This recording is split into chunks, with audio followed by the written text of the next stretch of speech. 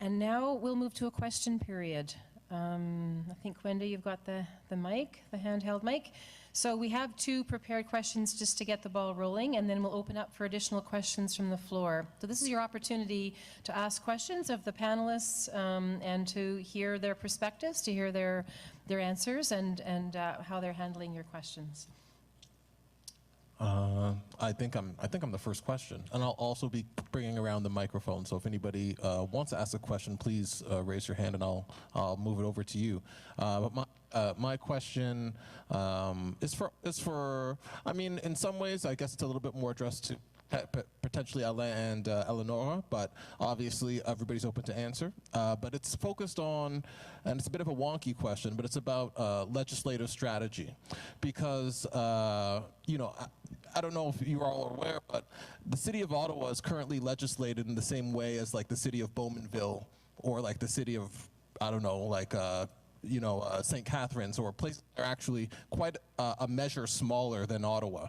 And, you know, and some of the bigger cities like Toronto have legislative frameworks that enable them to do different things and to assert themselves more as a city. It gives them a little bit more tools to drive all manners of city growth forward.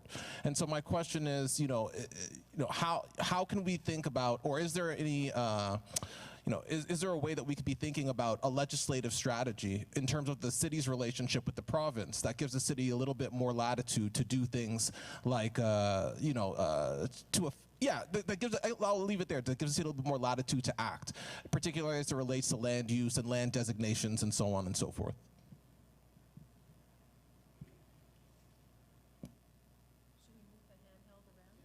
You can move the handheld just over there. You don't have to like step to the podium or whatever. All right, so I'll start. Thanks, Wendy, for the question. I think instinctively my first answer is to say, yes, you're right. I think if there are mechanisms, legislative mechanisms that you find in places like the City of Toronto or other jurisdictions to which we're closer in size and in importance, meaning cultural importance, I think we should have them.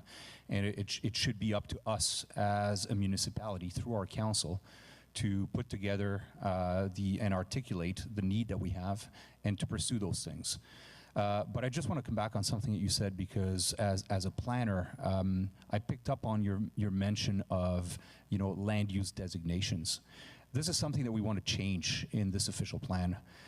We have the legacy of 20th century planning philosophies that were based on land use separation, of segregation of things in space. You open our maps today and you'll see a number of colors, and you know, they're all sort of individual colors. So you have, you know, a bunch of yellow, which we call general urban, and that's supposed to be where the houses go, and you have a little bit of, you know, blue, and it's mixed use center, but that's supposed to be where employment goes. And then you have a purple, and it's industrial, and that's where factories go. And then you have green, and it's the parks, and everything is separated in space. And you even hear it in the vocabulary of how people talk about their environment, their built environment, and their general environment, you know, in a residential area. Well, when you think about it, we want to talk about neighborhoods. And neighborhoods are places that integrate many more things than just people's homes. Neighborhoods in a real city have more than just dormitories, and they have places of culture, public realm. Neighborhoods should have their own nightlife. Neighborhoods should have their own gathering spaces, their own places where you can feel and partake into the culture of the place. So we want to do away with the philosophy of land use separation. We want to talk a lot more about integration. And integration of things in space, and integration of the human dimension of what makes that space meaningful. So I'm picking up on that as one of the first things that we want to do in the official plan. But to your core question, absolutely, if there's tools that we currently don't have and that would allow us to leverage a lot more of what we want to do, I think we should definitely pursue those things. I know you had mentioned legislation, right? I think it's good to have legislation. However, it all comes down to the implementation of that legislation and the funding to support that implementation. And I think it's more than just the province who has that responsibility. Let's not forget the federal government as well, because we do have the National Capital Commission that owns a lot of lands here in the city of Ottawa and spaces. So they need to be involved as well in supporting some of the initiatives that are going to be put forward. So I'm glad that I'm going after them, because somewhat they are bringing some aspects that are very important. So on the one hand, how the planning office of the city can determine what land use should be and how that is determined. So then it's nice to realize that maybe compartmentalized land use ideas are of an older era, and so that there is a process towards changing that. And then it's also important to understand that, yes, there is the city, as Tammy also mentioned, but then there is also the province and then the federal government. So there are different actors that are somewhat making legislation that needs to cohabitate. But my perspective is more into the process more than in the legislative piece. So then how all of those actors can in some way engage community. So my research towards cultural planning in American cities looked not as much as legislature, but more how different tools and different strategy can also involve communities, so then all these steps that the city is taking and all those other actors that can make legislation can then shape their decision, acknowledging all the people. So then what can be the tools of community engagement to achieve that? So encouraging, differentiating different tools to then develop engagement for different people. Thank you. There's one other question, another question. Here you go. Thank you very much to the three of you.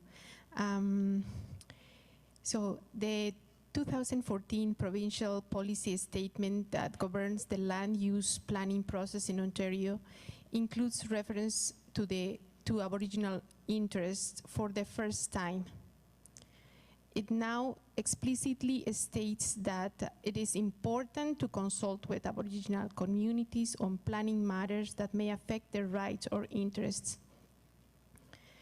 That planning authorities are encouraged to coordinate planning with Aboriginal communities, that planning authorities shall consider the interest of Aboriginal communities in conserving cultural heritage and archaeological resources.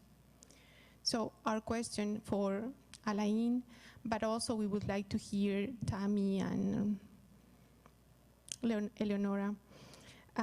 What opportunities do you see over the next 25 years to engage and collaborate with the Algonquin and Anishinaabe Nation on whose unceded territory Ottawa is built, and with urban First Nation, Inuit, and Métis peoples that are living and working in Ottawa?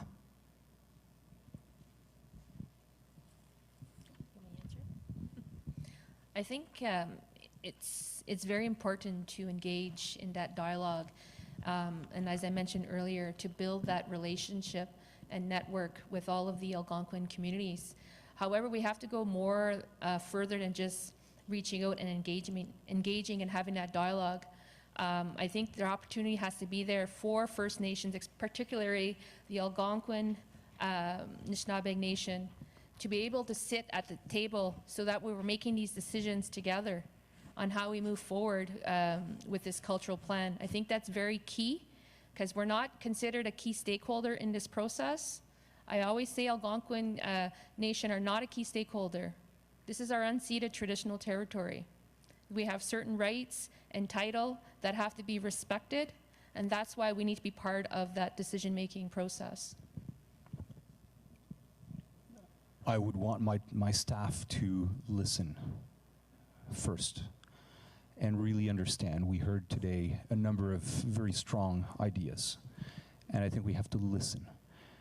And the process that we put in place, I think, has to be from the standpoint of a long-term relationship that we need to nurture. We have staff that is in charge of our official plan engagement strategy. And I don't mean to be disrespectful. I think that we recognize that the dialogue we need to have with our host nation is different. So I think for the first time, there is that recognition. I can only say that we are making the best efforts that we can as we learn, and we are here to listen. I think we have another question from up here. My question is about culture in a city organogram. So you have to decide at one point where it goes and the money that goes with it. So for a long time, we had arts and culture. Now we look at Toronto and they have economic development and culture. What would be other example of where culture could be put in a city organogram different from these two examples? And maybe some comments about the difference between the two, if culture is different when it's with art or economic development.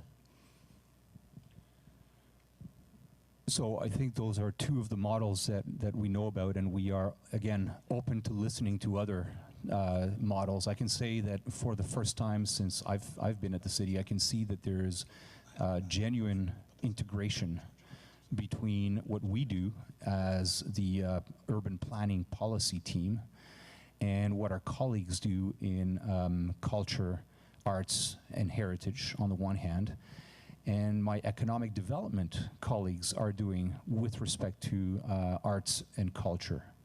I think there's a recognition that these three things come together in many different ways. And maybe it's a sign of a growing and maturing city that we are taking a much deeper view of these things as to how we need to embed them in the work that we do.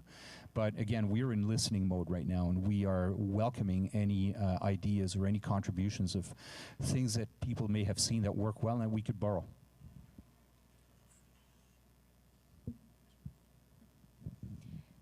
For me, culture is everyday life for Algonquin Nation.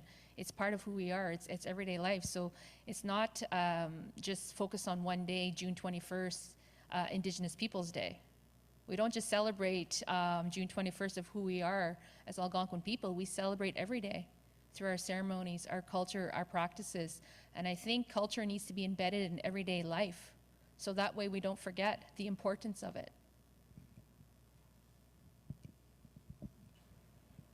Well, what I can add is that, of course, culture is such a big, important word that is important, though, that everybody can contribute in a way to define it. So then also that arts are still there explaining what they can contribute to that.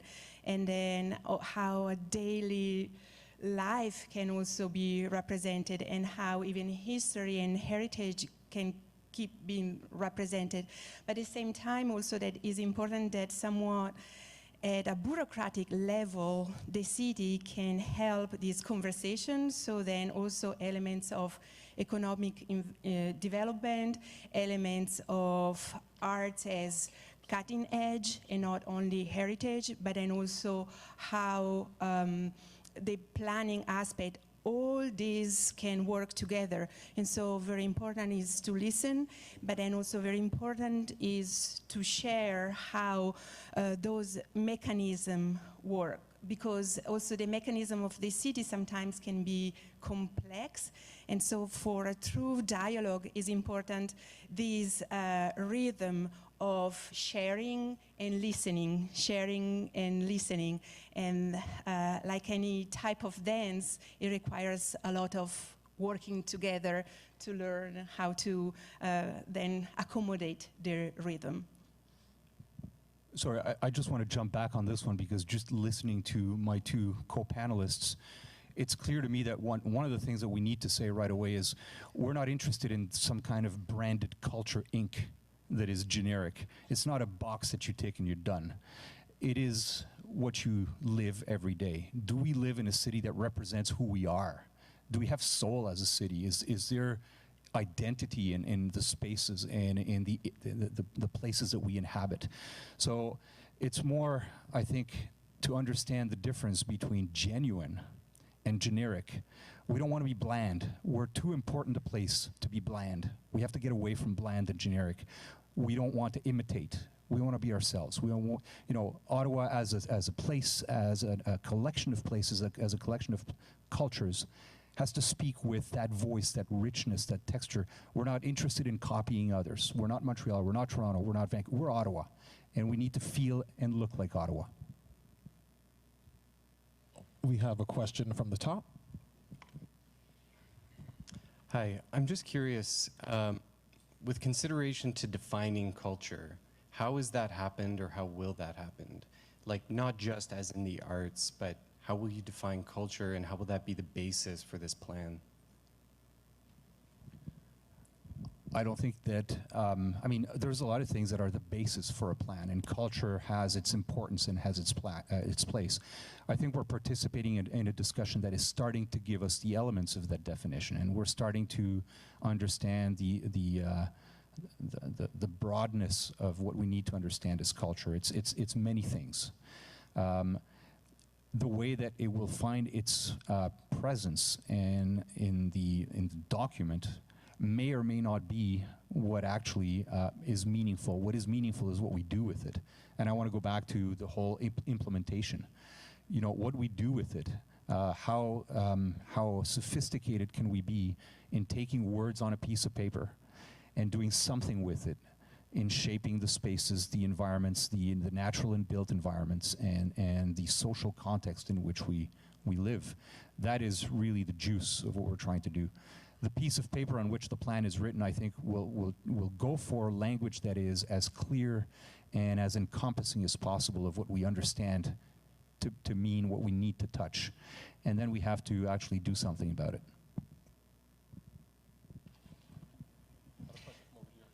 Yes, hello. My question is about what's happening with LeBreton Flats. And as I've heard some of our speakers today talk about the importance of land and ensuring that we have accessible and safe spaces for all, I think that now that we have an opportunity to do a rethink on the LeBreton Flats, I really feel that there's a huge opportunity for us to showcase the wonders of Ottawa's culture in that space. And what I wondered was, I should also say that personally I think that there's huge opportunity for the city to look at developing that space as a social enterprise for our cultural sector, and with wonderful partnerships potentially with our education and culinary sectors. But my question is, are you familiar with any other cities in the world that have used the opportunity to develop land to inspire cultural development, to help shape the next era of cultural development for a city? As a matter of fact, Lyon, France, which is a city of about our size, has something very similar to Le Breton called Confluence. It was a former industrial district. It was cleared and is in the process of being redeveloped. They're much further ahead than we are. They're about 2/3 done. But they have taken a lot of care and consideration to imprinting the identity of that city, which is, it goes back to the Roman days. I mean, it's millennia old.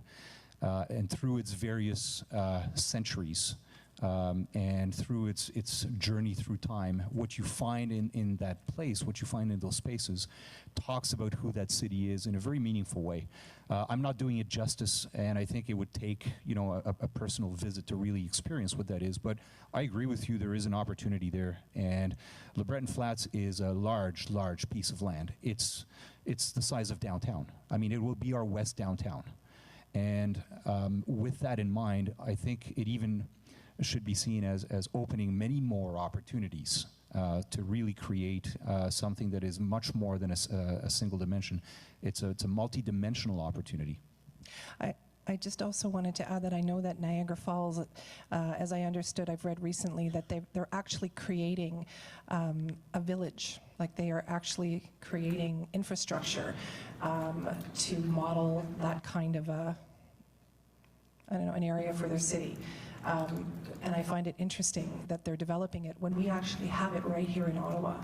So while they're creating it, as you say, and it's almost like no disrespect to Niagara Falls region, but it's almost like an unauthentic space when we actually have that true authenticity here in Ottawa to benefit from and to showcase and to prosper from. So thank you. I just wanted to respond to your reference to Le Breton Flats. When we do land acknowledgements, we're always saying this is unceded traditional territory of the Algonquin people. What does that mean, unceded? For me, when we talk about Le Breton Flats, it is Algonquin land. We own that land at Le Breton Flats. We need to be defining what that future use of Le Breton Flats will be. Not as a key stakeholder, as I mentioned earlier, as a decision maker. And we need to be leading those discussions when it comes to Le Breton Flats.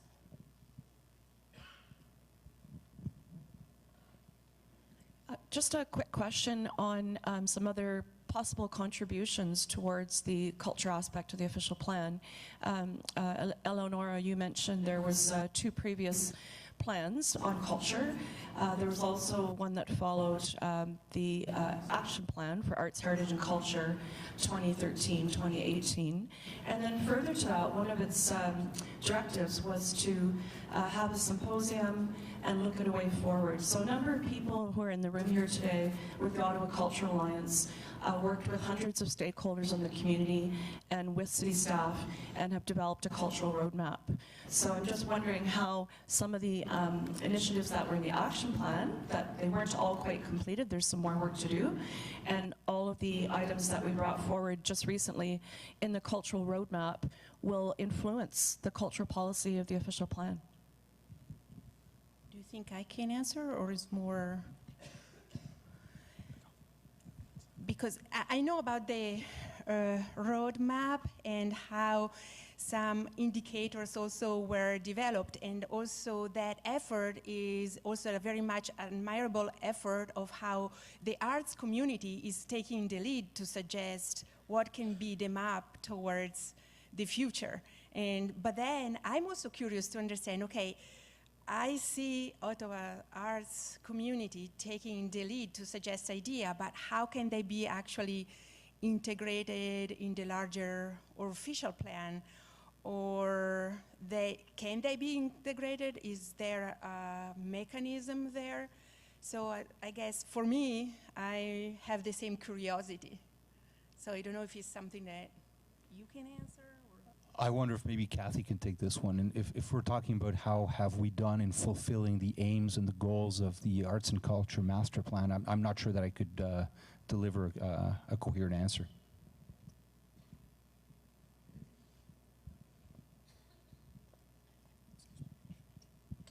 So the renewed action plan, Arts, Heritage, and Culture Action Plan that spanned 2013 to 2018 was an action plan.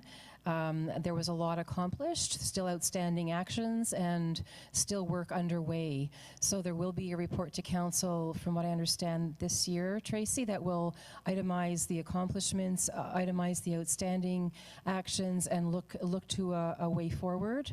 The Ottawa 2020 scenario, or I guess frame from which that renewed action plan was a piece of that, is coming to a close in 2020. And so there does need to be some work done now with community, in full collaboration with the community, to develop probably a new 10-year culture plan. The roadmap has been developed for this term of council, but probably a 2-year process, or 18-month to 2-year process, to really work on the next version of a culture plan connected to the official plan.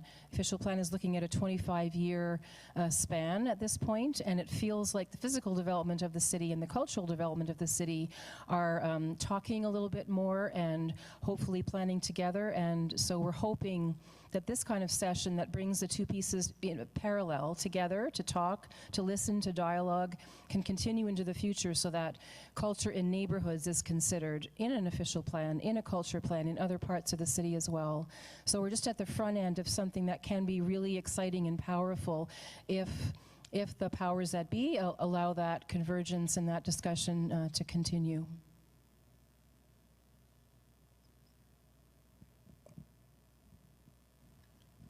Thank you everyone in this room for this conversation. Kathy just mentioned the word conversions, and I also hear that integration is a main theme. I recently went to an Algonquin traditional cultural event, and afterwards, our local Ottawa newspaper had a really great way of describing that event that day. However, that was different than how I heard it with my Chinese language. When I saw Chinese visitors or Asian tourists showing up at this Algonquin event, the conversations and the mutual sharing that was happening was left out and not mentioned in the way we described in the media what this Algonquin event was about. So I begin to wonder, as we talk about integration, through whose approach and what set of eyes and ears are we thinking about that integration? Just like how that day when we talk about the Algonquin experience is through one way, but what if we listen through a Pakistani mother's perspective of integrating with the Algonquin people? What if we listen to, a Chinese grandpa's experience of integrating with Algonquin people? And how do we create those spaces so that there could be genuine cultural integration happening on their own, and that's not pre-described the way this newspaper did?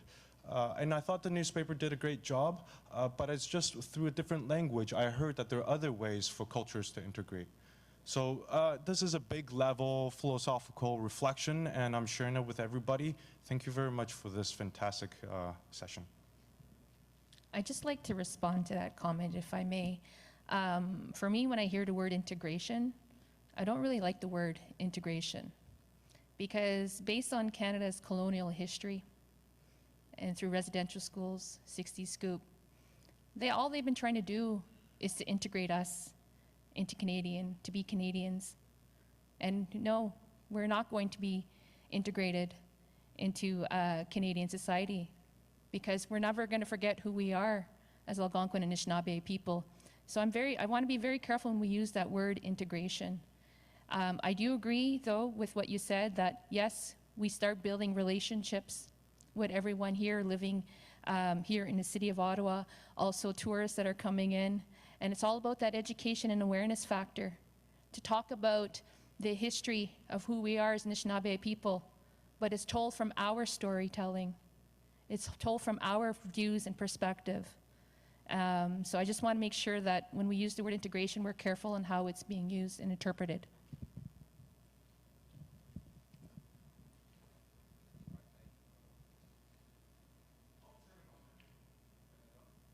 Meanwhile, can I just add a little example from Portland, Oregon, where to help neighborhoods that were inhabited by people from different origins, the arts were instrumental. So the city collaborated with an arts organization that was teaching photography to the youth. And so the youth then would go in parks and take pictures of family in that community. And what was great about that artistic process was that the youth was learning about the arts, was then also representing themselves as useful for the community instead of just like kids being rowdy and troublemakers. And also what was great was family lining up for taking their portraits and talking to each other and getting to know each other. So somewhat maintaining their identity and their cultural background, but at the same time also connecting to each other because they were sharing a space. So that's not a solution, but it was a great example, and a great example also of how the arts can be instrumental on those very difficult aspects of layering identity, maintaining an identity, and then also collaborating and integrating with the people surrounding us and living with us. Hi, I just would like to express myself. Perhaps I'm not so good in doing so, but Tommy, you stole my heart. really, I don't even begin to imagine being indigenous person walking on the streets and feeling strange. I arrived here to this beautiful country as a young husband, and I tried to find a job, and I couldn't find a job. I came from Sweden, and nobody would hire me because I didn't have Canadian experience. But then all of a sudden it changed everything. I went to the Yonge Street in Toronto, I paid $10 and I registered my company. And all of a sudden I got plenty of projects to do because I had experience from Sweden. So you see, things change. But when I listened to Eleonora, when you were making your presentation of the past programs that we had on the culture, definitely I am sure you felt only flat, two-dimensional. This is the timeline and this is the activity. Nothing much in terms of people. And so that third and possibly more dimension would be required to describe what really the culture is. How many people doing that particular activity and versus the other. This whole meeting is skewed. We started, and this is not a criticism to Cathy, but we started with a beautiful French language introductions. Even Eleonora was making that part, and I was listening to, and for me, the capital of Canada is Ottawa, and this is the country where the French is only about 30% of population. So right away from the premise, we said that this is kind of skewed. I felt like this is kind of skewed. I don't mind. I live in Orleans, so I manage with my neighbors and so on, and I speak half a dozen other languages. The thing is, we are still, as I believe, searching for what the soul, as you, Alain, says, what the soul of Ottawa is. But should it be Ottawa as a city on both sides of the river with a strong French influence? And I might say the Francophones, God bless them, are on the march, I think, because the colonial traditions of French colonialism and then British colonialism kind of fades away. But in your program, when I look, you have indigenous people, great respect, and but you have newcomers. What about those who built that country and they were not British and they were not French? You see, this is where a colleague of mine from that left side, again, skewness. We had a lot more questions from that side rather than from this side. I'm the only one and the first to do so. So what we have to do is work together to balance things. And that's what I would like to do. Thank you.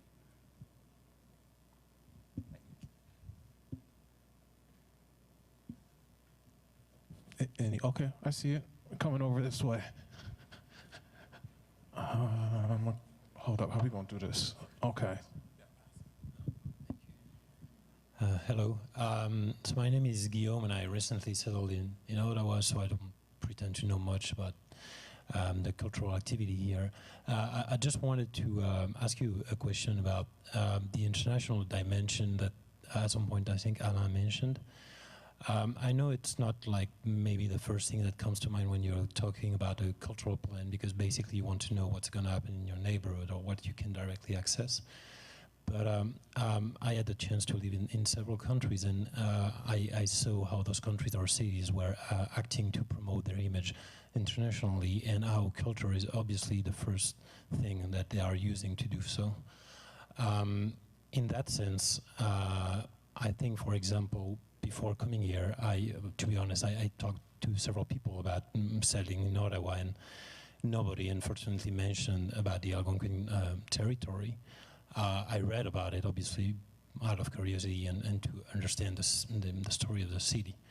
But I think it's obviously a pity that it's not like more present in the image of Ottawa internationally. And I think it's not because it should be an obligation because of the history, but it's also, I think, a great opportunity for Ottawa to shine abroad. You were mentioning that you have to distinguish your city among others, and I think if Ottawa in some way is at the forefront of acknowledging what happened and making the Algonquin or indigenous cultural shine, I think that could be a great way to promote the city internationally and to really be different from the others. Sorry, it's a bit long, but. Thank you very much for that comment. These are some of the things that we are here to gather from the panel. So thank you.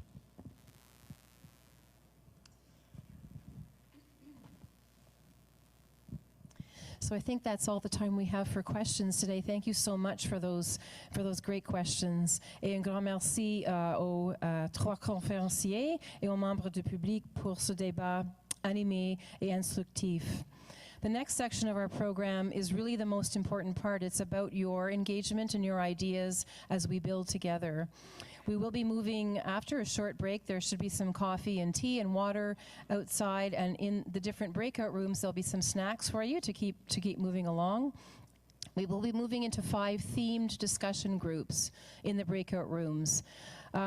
As we were working on Culture and Official Plan Connections, 4 common themes arose from all of that work that we've been doing. One is the concept of hubs, gathering spaces, places for ceremony, for celebration, and to connect people, products, and projects. Another loud and strong theme was stewardship, the safeguarding, respecting, and protection of cultural and natural heritage. Access to cultural places and spaces for all came out loud and strong, as well as mobility, so the walkability, transit, happy and effective ways to get to cultural place and space. So after you head out here, and I do hope that you can stay with us for this really engaged second part, grab a coffee, tea.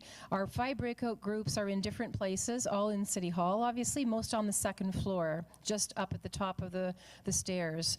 In the Honeywell room, an Indigenous discussion group focused on ceremony, celebration, and gathering space with Nathalie Zuniga and Elena Abel.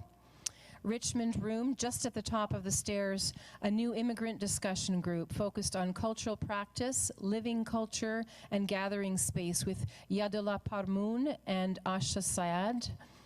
In Jean Piggott Place, so just through here at the far end of this hall, a group aimed at arts, heritage, and culture hubs, focusing on clusters, districts, built heritage, co-location of assets, proximity, and gathering spaces. And that's with Sheena Jardine Olade and Caroline Obaid.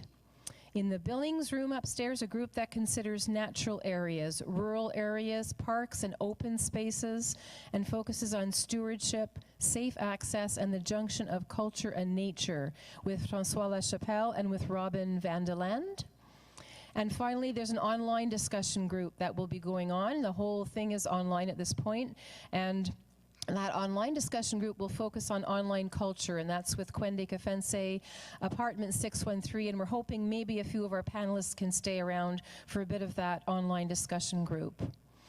Nous n'avons pas divisé les groupes de discussion par langue, car vous nous avez clairement indiqué vouloir travailler ensemble. N'hésitez pas à vous exprimer dans la langue de votre choix. De l'aide à cet effet sera à votre disposition dans chaque salle en cas de besoin. So please stay with us. Please come grab a coffee, tea, or water and head up to one of those rooms. You'll find light snacks waiting for you there and co-facilitators. Merci beaucoup, et thank you so much, panelists.